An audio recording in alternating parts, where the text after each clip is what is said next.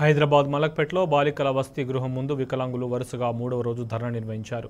July 7న 8 ఏళ్ల అందబాలికపై bathrooms clean చేసే నరేష్ అనే వ్యక్తి అఘాయిత్యానికి పాల్పడితే ఇప్పటివరకు చర్యలు లేవని మండిపడ్డారు.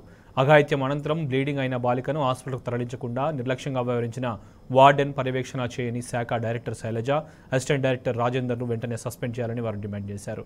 చర్యలు తీసుకోవడంలో అలసత్వం వహించిన పోలీసులపై కూడా చర్యలు తీసుకోవాలని కోరారు. పాఠశాలలో 3వ తరగతి చదువుతున్నటువంటి బాలిక మీద ఇక్కడ బాత్రూములు శుభ్రం చేసే ఒక స్కావెంజర్ అత్యాచారం చేసిండని అనడాన్ని సభ్య సమాజం తీవ్రంగా ఖండించాలి. అదేవిధంగా వికలాంగుల హక్కుల పోరాట సమితి కూడా తీవ్రంగా ఖండిస్తుంది.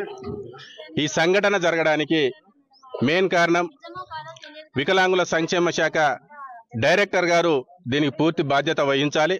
మేము ఒకటే డిమాండ్ చేస్తా ఉన్నాం. వికలాంగుల సంక్షేమ శాఖ డైరెక్టర్ అయినటువంటి శైలజ గారిని, వికలాంగుల సంక్షేమ శాఖ ఏడీ అయినటువంటి రాజేందర్ గారిని, వాళ్ళిద్దరిని కూడా ఈ రాష్ట్ర ప్రభుత్వం సస్పెండ్ చేసి విధుల నుంచి బహిష్కరించి రిటైర్డ్ జడ్జి తోటి ఒక విచారణ కమిటీని ఏర్పాటు చేయాలని వికలాంగుల హక్కుల పోరాట సమితి డిమాండ్ చేస్తా ఉంది. అదేవిధంగా బాధ్యులైనటువంటి అతన్ని వెంటనే ఉరి తీయాలి.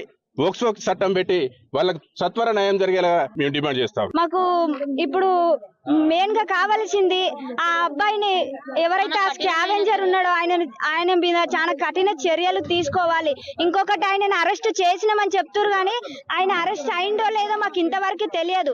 అంతకంటే ముందు అమ్మాయికి ఏ రోజైతే అమ్మాయికి అలా జరిగిందో అప్పటి నుండి హాస్టల్ వంకలు కూడా రానియలేదు. ఎందుకు రానిస్తలేరు అని అడిగితే దానికి రీజన్ ఆయనకి హెల్త్ బాగాలేక రావట్లేడని ఆ పిల్లలకు చెప్పడము, ఆ పిల్లలని మీరు చెప్తే మీ ఇంటికి పంపించేస్తాము, లేకపోతే ఇంకొక రకంగా వాళ్ళని ఇబ్బంది పెట్టి వాళ్ళని చిన్న చిన్న పిల్లలని సార్ బయటికి తీసుకుపోయి వాళ్ళని మెడికల్ ఎంక్వైరీ చేపిస్తే వాళ్ళకి ఏం తెలుసు సార్? చిన్న పిల్లలు 7 years ఉన్న పిల్లలు నాకు ఇది అవుతుంది అని వాళ్ళు కడుపు నొస్తేనే చెప్పుకోవాలని పిల్లలని తీసుకుపోయి వాళ్ళని ఎట్లా అంటే అట్లా చెకప్ చేస్తే వాళ్ళు ఎట్లా తట్టుకుంటారు సార్? ఆ పిల్లలు ఏడుస్తున్నారు సార్.